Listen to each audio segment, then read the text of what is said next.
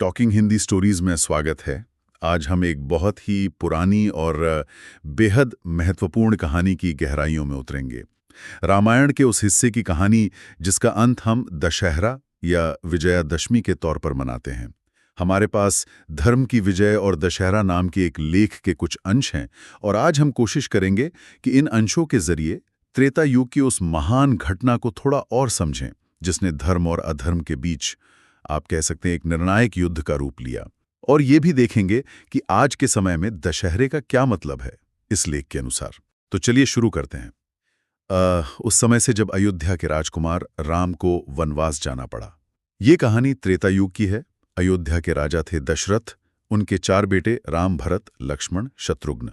राम सबसे बड़े, जिन्हें हम मर्यादा पुरुषोत्तम कहते हैं। पर कुछ ऐसी बातें हुई, कुछ वचन दिए गए कि राम को राजगद्दी छोड़कर 14 साल के लिए वनवास जाना पड़ा और उनके साथ गईं उनकी पत्नी सीता और छोटे भाई लक्ष्मण। जी बिल्कुल। और यहाँ ये लेख एक बहुत जरूरी बात बताता है। राम का वनवास जाना मतलब ये कोई मजबूरी या सजा नहीं थी। ये उनके चरित्र का, उनके धर्म पालन का एक सबूत था। लेख इसी पर जोर देता है कि कैसे उन्होंने अपने सुख से ऊपर पिता के वचन और कुल की मर्यादा को रखा। ये धर्म के लिए उनकी जो लगन थी, उसी ने आगे के संघर्ष की, अब कह सकते हैं, नींव रखी। वन का जीवन मुश्किल था, पर वहीं उनका चरित्र और निखरा। और उन्हीं वनवास के सालों में कहानी में एक बड़ा ट्विस्ट आता है। लंका का राजा रावण। ये लेख रावण को सिर्फ एक विलन की तरह नहीं दिखाता, बल्कि एक जटिल कैरेक्टर बताता है। मतलब वो बहुत शक्तिशाली था, वेदों शास्त्रों का बड़ा ज्ञाता था, शिव भक्त भी था। हाँ बिल्कुल। लेकिन जैसा लेख में है, उसके इस सारे ज्ञान और शक्ति पर अहंकार का, घमंड का एक बड़ा पर्दा था। उसके 10 सिरों को अक्सर उसके ज्ञान का प्रतीक मानते हैं, पर लेख एक और बात कहता है। शायद ये 10 सिर उसके बेलगाम अहंकार, उसकी 10 दिशाओं में भागती इच्छाओं और ज्ञान के गलत इस्तेमाल के भी प्रतीक थे। और इसी अहंकार में रावण की नजर पड़ी देवी सीता पर। रावण ने सीता जी को हरने के लिए एक चाल चली। अपने एक राक्षस मारीच को सोने का हिरण बनाकर भेजा। बहुत सुंदर हिरण था वो। सीता जी ने उसे देखा तो राम जी से उसे लाने को कहा। राम उसके पीछे गए, फिर लक्ष्मण भी मदद के लिए चले गए। और बस इसी मौके का फायदा उठाकर रावण साधु का भेष बनाकर आया और सीता जी का हरण करके उन्हें लंका ले गया। हाँ, और ये घटना, जैसा लेख बताता है, सिर्फ एक औरत का अपहरण नहीं था। ये अधर्म की सीधी चोट थी धर्म पर, अहंकार की विनम्रता पर। रावण का ये काम उसके ज्ञान के बिल्कुल उलट था। मतलब इतना ज्ञानी होकर भी वो पराई स्त्री पर बुरी नजर डालने और बल का प्रयोग करने से खुद को रोक नहीं पाया। लेख के हिसाब से उसके 10 सिर जहां एक तरफ ज्ञान दिखाते हैं, वहीं ये भी कि कैसे बेकाबू इंद्रियां और अहंकार उस ज्ञान को खतरनाक बना सकते हैं। सीता हरण एक तरह से रावण के पतन की शुरुआत थी और उस धर्म युद्ध का कारण बना। ये तो बहुत गहरी बात है कि ज्ञान भी अहंकार के नीचे कैसे दब सकता है। अच्छा, तो जब सीता जी का हरण हो गया, राम और लक्ष्मण उन्हें ढूंढने निकले। जी इसी खोज में उनकी मुलाकात हुई किष्किंधा के वानर राजा सुग्रीव और उनके सबसे काबिल सेनापति हनुमान जी से। यहाँ से हनुमान जी का रोल बहुत बड़ा हो जाता है। जी, लेख उन्हें सिर्फ एक ताकतवर वानर नहीं, बल्कि अटूट भक्ति, सेवा, हिम्मत और बुद्धि का प्रतीक मानता है। बिल्कुल। और हनुमान जी ने वो कर दिखाया जो कोई सोच भी नहीं सकता था। जी। एक ही छलांग में इतना बड़ा समुद्र पार कर लिया। हम्म। रास्ते में कई राक्षस, कई मुश्किलें आईं, पर वो लंका पहुंचे। वहां अशोक वाटिका में दुखी सीता जी को ढूंढा, राम जी की अंगूठी दी और उनका संदेश सुनाया। उन्हें हिम्मत बंधाई कि माता, धीरज रखिए, राम जी जल्दी ही सेना लेकर आएंगे और आपको छुड़ाएंगे। हनुमान का समुद्र पार करना और लंका पहुंचना, जैसा लेख में बताया है, ये सिर्फ एक फिजिकल जर्नी नहीं थी। ये उम्मीद, विश्वास और संकल्प की शक्ति का प्रतीक था। इससे पता चलता है कि भक्ति और सेवा की भावना से नामुमकिन काम भी मुमकिन हो जाते हैं। इससे न सिर्फ सीता जी को आस मिली, बल्कि राम जी की सेना में एक नया जोश भर गया। लेख के अनुसार हनुमान का ये काम युद्ध की तैयारी में एक टर्निंग पॉइंट था।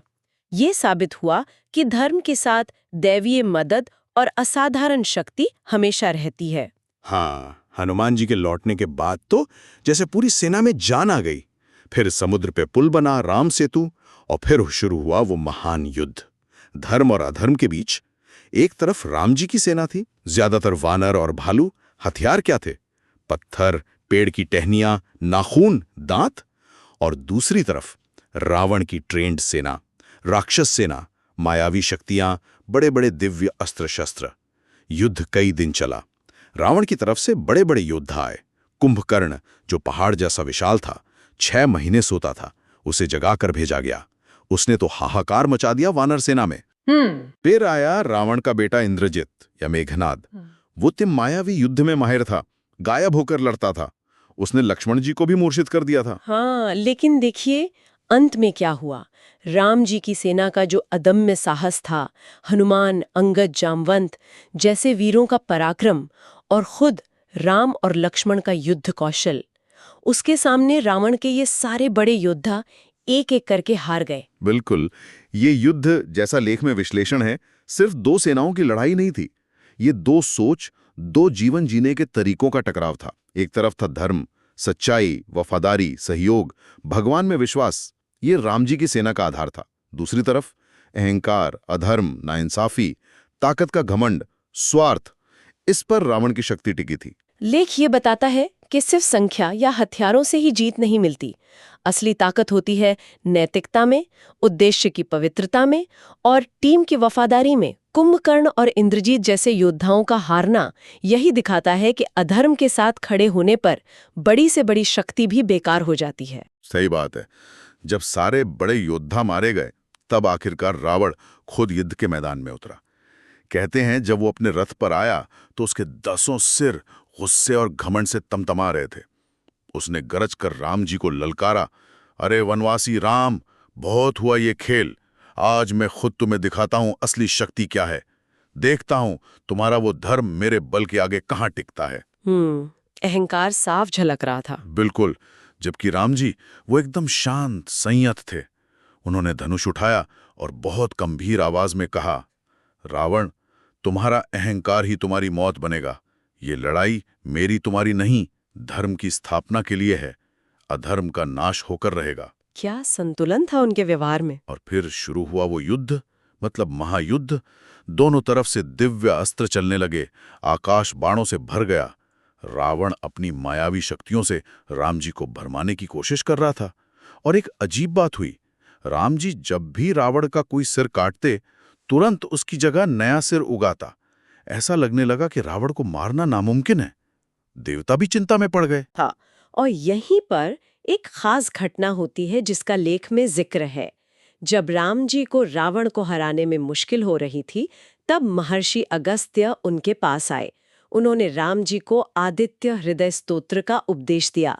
लेख कहता है कि ये सिर्फ कोई मंत्र या प्रार्थना नहीं थी, बल्कि ये सूर्य देव की उपासना का एक बहुत गुप्त और शक्तिशाली स्तोत्र था। इससे अंदरूनी शक्ति, ऊर्जा और जीत का आशीर्वाद मिलता है। कहते हैं इसके पाठ से न सिर्फ बाहरी दुश्मन पर, बल्कि मन के शक और कमजोरियों पर भी जीत हासिल करने की ताकत मिलती है। अच्छा, तो महर्षि अगस्त्य के कहने पर राम जी ने वहीं युद्ध भूमि में सूर्यदेव का ध्यान करके आदित्य हृदय स्तोत्र का 3 बार पाठ किया। जी। कहते हैं इससे उन्हें एक अद्भुत तेज, फुर्ती और आत्मविश्वास मिला। उनकी आंखों में एक नई चमक आ गई। और इसके बाद उन्होंने अपने तरकश से वो आखिरी अचूक अस्त्र निकाला, ब्रह्मास्त्र।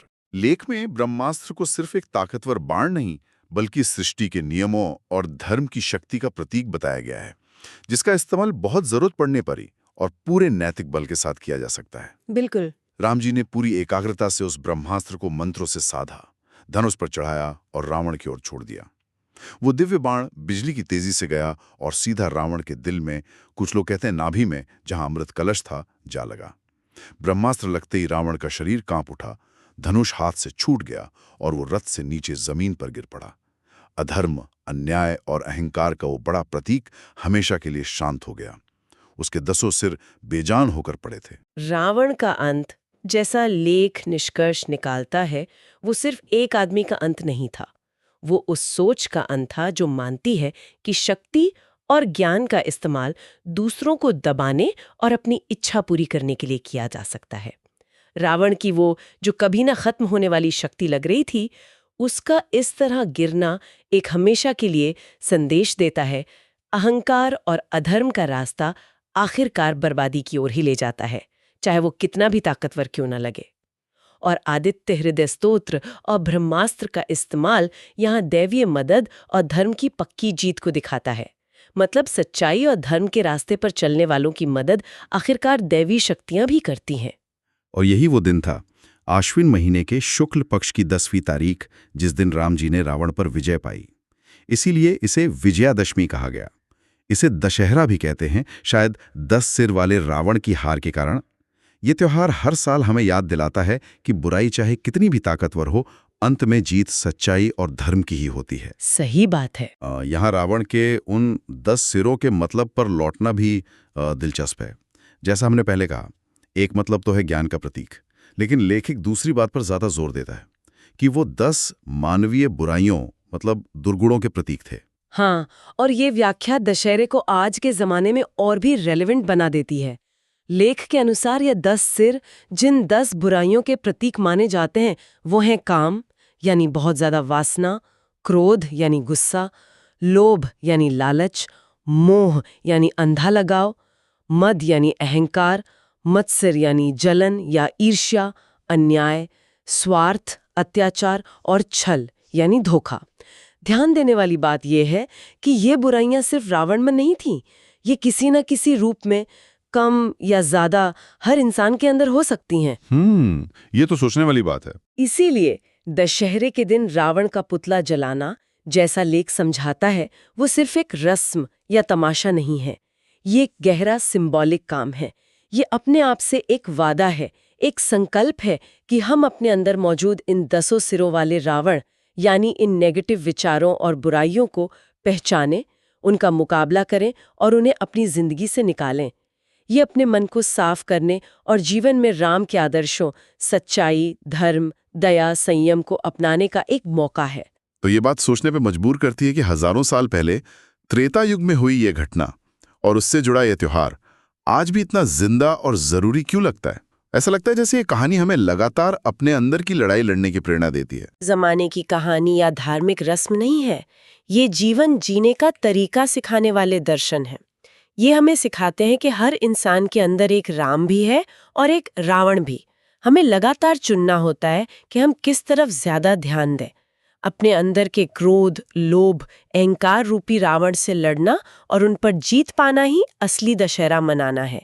ये एक लगातार चलने वाला प्रोसेस है और विजयादशमी हमें हर साल इसी अंदरूनी जीत का संकल्प लेने की याद दिलाती है। तो ये थी धर्म की अधर्म पे विजय की कहानी और दशहरे के गहरे मतलब पर एक नजर, खास तौर पर हमारे सामने रखे गए धर्म की विजय और दशहरा लेख के अंशों के जरिए।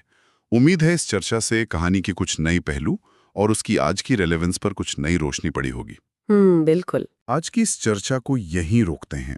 एक आखिरी ख्याल जो मन में आ रहा है वो ये, जैसे राम ने बाहरी रावण को हराया और हमें अपने अंदर के रावण को हराने की प्रेरणा मिलती है, क्या आज के समाज में भी हमें कुछ सामूहिक रावणों जैसे नाइंसाफी, भ्रष्टाचार या नफरत को पहचानने और उन पर मिलकर धर्म की जीत पाने के लिए एकजुट होने की जरूरत है? इस पर सोचिएगा जरूर। टॉकिंग हिंदी स्टोरी सुनने के लिए आपको बहुत बहुत धन्यवाद। अगर आपको हमारी ये पेशकश और चर्चा पसंद आई तो प्लीज़ इसे लाइक करें, हमारे चैनल को सब्सक्राइब करें और अपने विचार नीचे कमेंट्स में ज़रूर लिखें। अगली बार फिर मिलेंगे एक और कहानी और उसकी गहराइयों के साथ।